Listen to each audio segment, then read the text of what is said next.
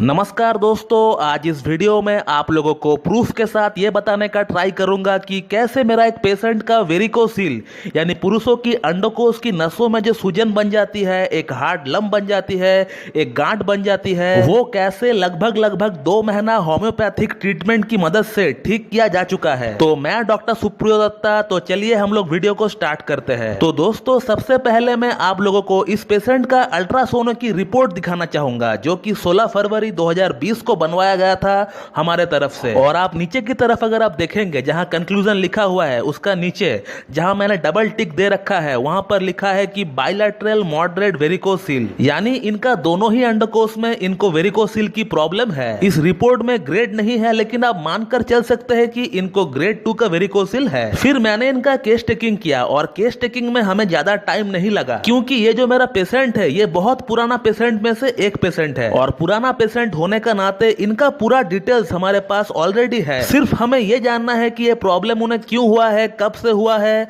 और क्या क्या प्रॉब्लम्स उनको फेस करना पड़ रहा है इस वेरिकोसील के कारण, और प्रॉब्लम कब बढ़ता है, कब कम होता है, और क्या कोई पिकुलियर सिम्टम है क्या। इन चीजों का अगर आंसर प्रोमिनेंटली मिल जाए, and yes obviously family history को भी हमें देखना होता है, तो केस को हम लोग आराम से सॉल्व कर सकते हैं। अब इस केस में इस पेशेंट का फैमिली हिस्ट्री मुझे पता है कि इनका पिताजी को एक बार मम्स हुआ था, और मम्स होने का बाद उनको ऑर्काइटिस या फिर कोई टेस्टिकुलर एट्रोपी हुआ था, और उनका जो छोटा भाई है उनको भी प्रोस्टेट का शिकायत हो चुका है, यानी प्रोस्टाइटिस डेवलप हो चुका है। और सिर्फ इसी बात पर इन्हें सिफिलिनम 10 का एक सिंगल डोज दे दिया गया, क्योंकि पिता और भाई दोनों को ही टेस्टिकुलर एट्रोपी डेवलप हो चुका है। So it is a constitutional disorder, और इस डिसऑर्डर को तोड़ने के लिए, इस मायाजम को तोड़ने के लिए सिफिलिनम देना यहाँ बहुत ही जरूरी था। फिर उसके बाद पेशेंट का सिम्टम्स के अकॉर्डिंग कोई ड्रग दी जानी चाहिए। एंटी माइस्मेटिक ड्रग देने का बाद सिम्टोमेटोलॉजी के अकॉर्डिंग जो भी दवा दी जाती है, वो दवा 10 टाइम्स फास्ट काम करता है, उस दवा का एफिकेसी बढ़ जाता है। और इस केस में सिम्टम के अकॉर्डिंग जो दवा प्रेस्क्राइब किया गया है,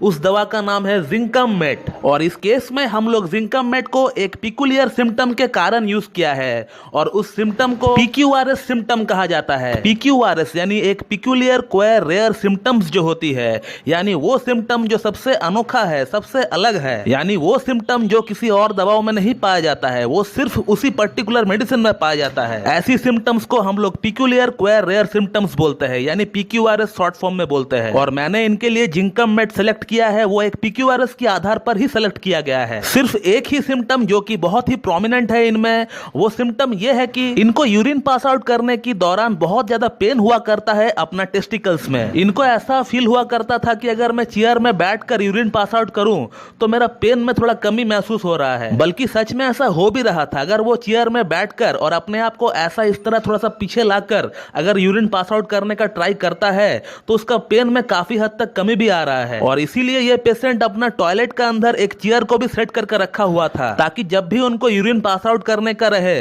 तो वो उस चेयर में बैठकर अपने आप को थोड़ा सा पीछे लाकर वो यूरिन पास आउट कर सके। और इस सिम्टम को इंग्लिश में कहते हैं कि the patient can only void urine when sitting backward. मतलब मैं जिस तरह से अभी चेयर में बैठा हुआ हूं, इस तरह से अगर बैठकर वो यूरिन पास आउट करने का ट्राई करेंगे तो ही उनका यूरिन आराम से निकल पाएगा।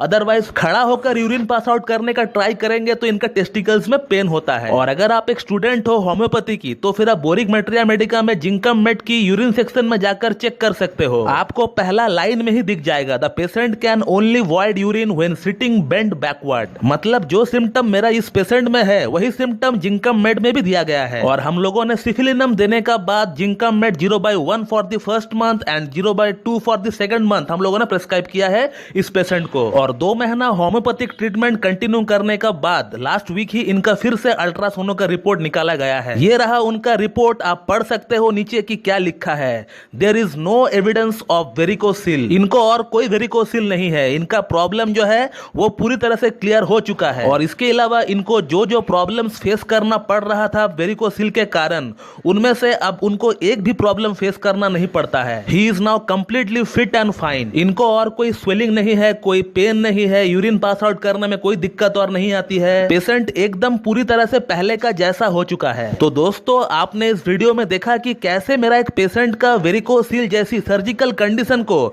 सिर्फ 2 महीना होम्योपैथिक ट्रीटमेंट की मदद से कैसे ठीक किया जा चुका है। आप लोगों में से कई लोग ऐसे हैं जो लोग इस प्रॉब्लम से जूझ रहे हैं और मुझे हर दिन फोन करते हैं, ईमेल करते हैं, व्हाट्सएप करते हैं और मुझसे ये पूछते हैं कि क्या होम्योपैथी से ये ठीक किया जा सकता है। तो उन लोगों से कहना चाहूंगा कि ये 100% ठीक हो सकता है दोस्तों, बल्कि होम्योपैथी ही है जिसमें ये 100% पूरी तरह से क्योर हो सकता है। लेकिन अगर आप किसी डॉक्टर का ऐसे ही वीडियो देखकर मेडिसिन खाएंगे या फिर कोई आर्टिकल पढ़कर मेडिसिन खाएंगे या किसी डॉक्टर का लाइव क्लिनिक सेशन ज्वाइन करके या लाइव चैट में उनको अपना प्रॉब्लम का एक लाइन बताकर अगर आप मेडिसिन प्रेस्क्राइब करने का ट्राई करेंगे उनसे, तो फिर आपका प्रॉब्लम जिंदगी में सॉल्व नहीं होगा दोस्तों।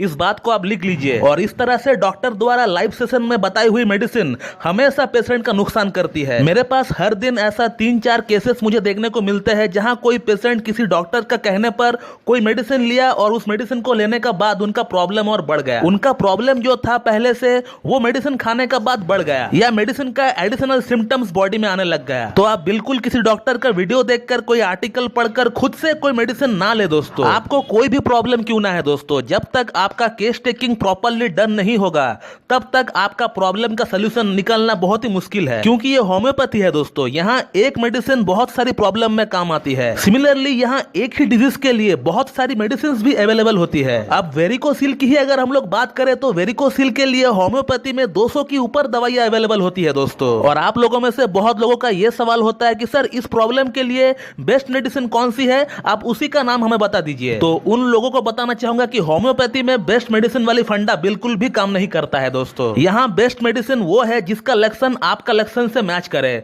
वही आपके लिए बेस्ट वर्क करती है। जैसे इस केस में जिंकम मेड इनके लिए बेस्ट है, क्योंकि जिंकम मेड का लक्षण जो है वो इनका लक्षण से मैच हुआ है, इसीलिए उनके लिए बेस्ट वर्क करेगी है। तो अगर आपको वेरिकोसिल की शिकायत है तो फिर आप किसी एक अच्छी क्लासिकल होम्योपैथ से संपर्क करके अपना केस उनसे डिस्कस करवाइए, फिर आप देखिए कि आपका प्रॉब्लम सॉल्व हो रहा है कि नहीं। तो दोस्तों मैं इस वीडियो को यहीं पे एंड करना चाहूंगा। अगर आप लोगों को मेरा ये वीडियो पसंद आती है तो एक लाइक जरूर कर दीजिएगा और साथ ही साथ मेरे चैनल को सब्सक्राइब कर दीजिएगा और बेल आइकन को दबाना बिल्कुल भी ना भूलो दोस्तों। So thank you very much and have a good day.